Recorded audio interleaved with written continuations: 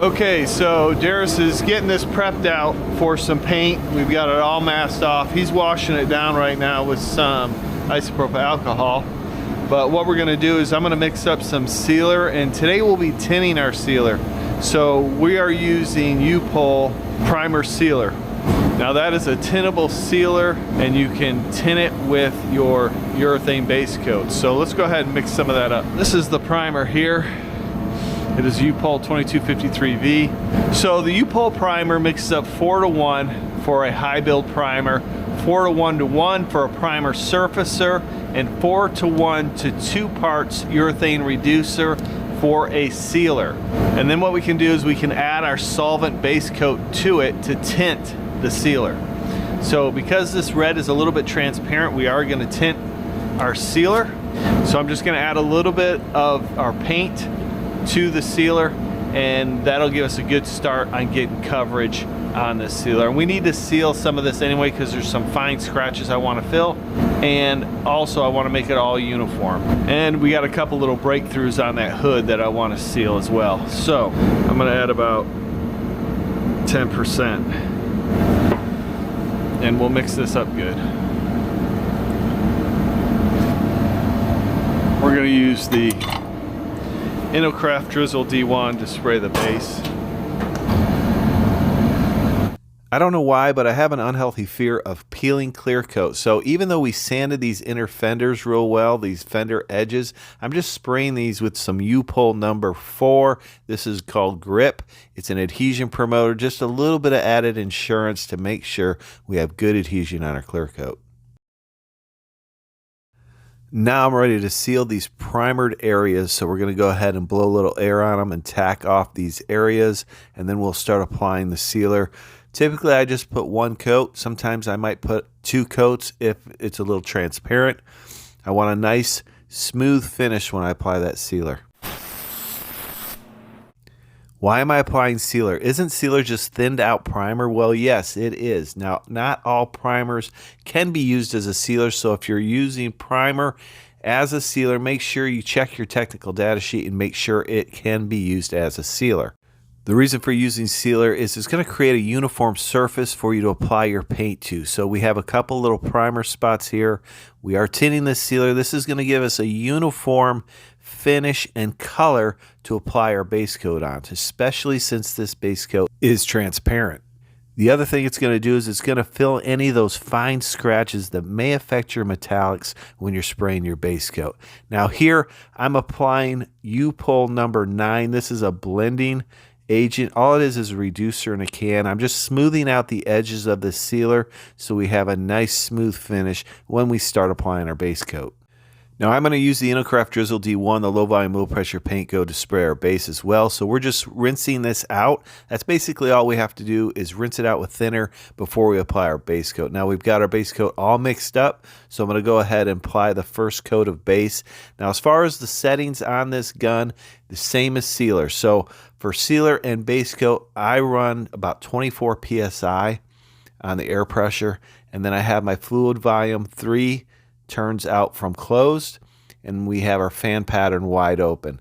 Now I'll start off by just covering the primered areas or the sealed areas and get a good coat on those, and then we'll let it flash off for about 10 to 15 minutes, and then we'll come back with another coat. I'm spraying about 4 to 6 inches away a medium to wet coat of base coat. You want your base coat to be as smooth as possible. That's going to help give you a smooth finish on your clear coat.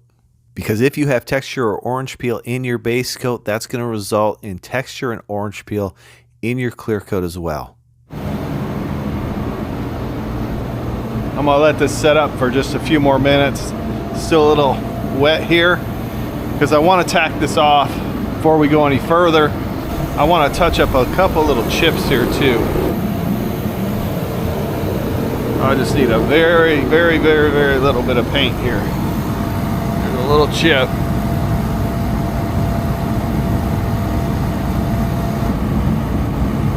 I'm gonna put a coat of paint over that anyway. Now this paint is dry enough, I can go ahead and tack it off. As I'm tacking it off, I'm inspecting the paint. I'm looking for any particles of dust or anything of that nature.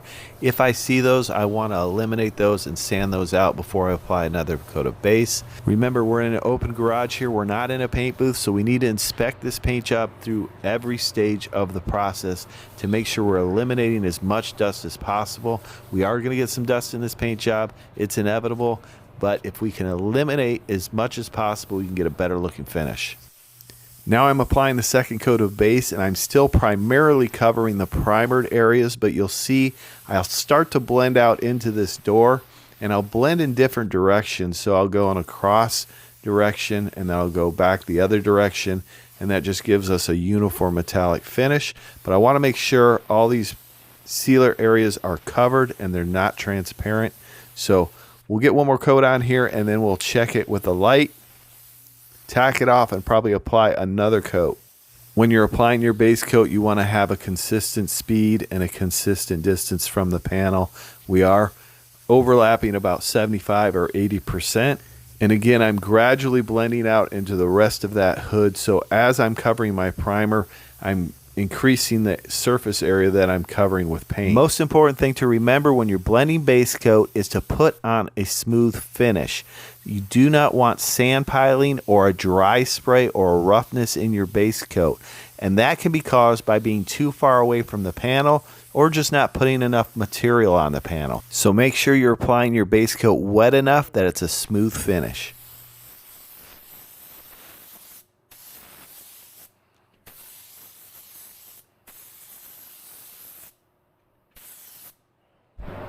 We'll let this flash off. I'm probably going to come out to here with color on this hood. But I put some color over here because we did paint the roof and we'd put color here. So I just want to make sure that's a good color match there.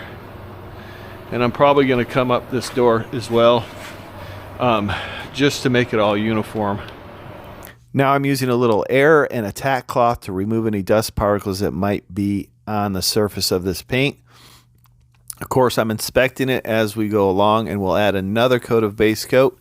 Like I said, this is a transparent color, and I want to make sure I get good coverage before we start applying our clear coat.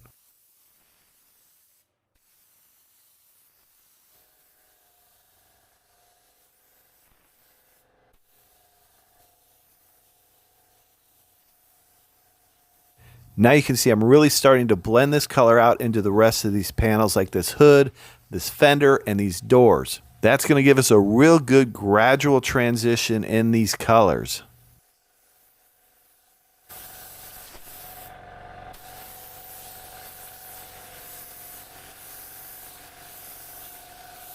Okay, so now we want to check to make sure everything's covered.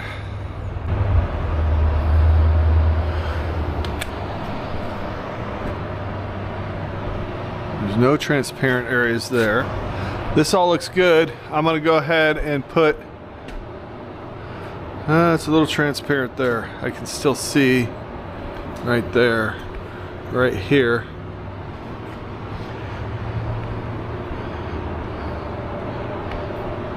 I'm going to go ahead and put one more coat on.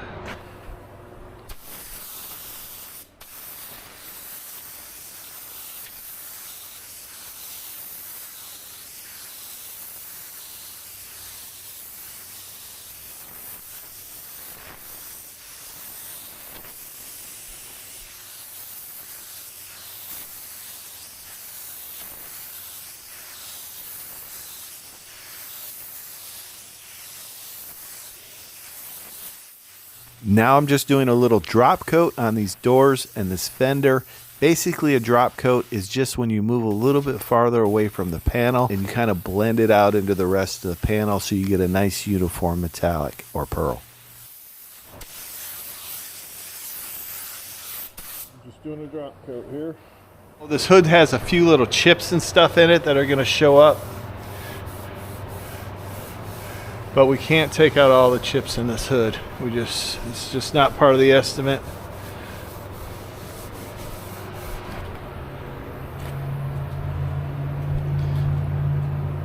Okay, we're going to use the Finish One spot panel clear coat. We're using a slow activator, and this mixes up 4:1. So here's the 4:1 mixing ratio right here. We're going to put in the amount of clear coat that we want. We're going to go up to the 5 because this is going to take a good amount of clear. We're going to use a slow activator.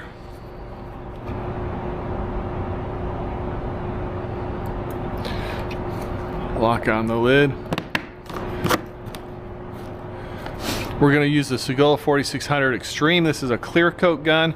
It's got the DVR titania cap on it with a 1.2 tip. Segola 4600 gun. This is the ultimate clear coat gun. If you're looking for a high quality paint gun, you cannot go wrong with a 4600 Extreme. And you'll see why once I'm done painting. We're going to set this air pressure at 28 psi. I'm going to open this fluid volume up all the way, turn it in until it starts to move. See right there, we got a little pressure on our trigger. And then I'm going to turn it half a turn in. Now we should be ready to go.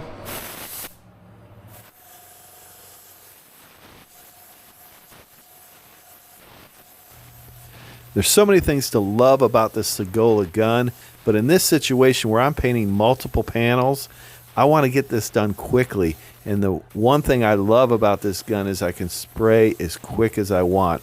It will dump the material on the panel. That just makes it so much easier to get this job done quickly. And I can spray at a reasonable distance. So here I'm about 5 inches away. If I was using my low volume, low pressure paint gun like the Innocraft to spray this clear, I would have to spray much closer to the panel. I could spray quickly still, but I would have to spray much closer to the panel, and there's a lot more room for error. So if you dip in just a little bit or something happens in your pattern, you could run it or something of that nature. So this just makes it nice and easy. I can spray it 5 to 6 inches away, and I can spray quickly and get this job done.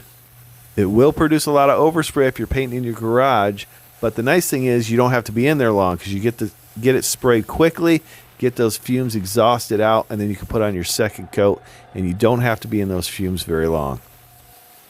Let's go over some things to remember when you're spraying clear coat. Remember, you don't want to stop and start on a panel. You want a nice fluid movement. If you can see, I do let off the trigger sometimes, but I have a nice fluid movement. I have a consistent distance from the panel, and I'm at a consistent speed. One tip I'm going to give you on these hoods. So if you're spraying a hood, you notice how I don't go over the edge of that hood. And the reason I do that, I spray the top first, and then I'll come back and do the front edge, is I don't want to push air off the edge of that hood and onto the floor and stir up any dust. So that's something I've just implemented into my clear coating, just so I don't get excessive dust in the air. I think it helps, but that's just how I do it. Let me know in the comments if that's something you do as well. Spray at a consistent speed with a consistent distance. You want to overlap 75 or 80%. And what I mean by overlapping, I'm overlapping my previous pass by 75 to 80%. This helps that clear coat flow out nicely. Remember, you always want to use the proper speed activator for the temperature you're spraying in. All these things are going to help you get a better looking clear coat finish.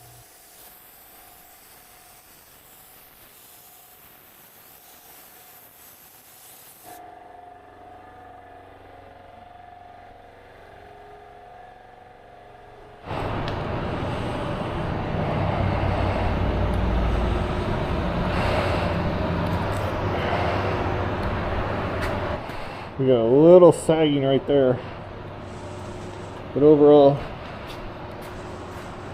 it came out nice. We got some trash. I'm going to turn the fluid volume down just a little bit, touch more.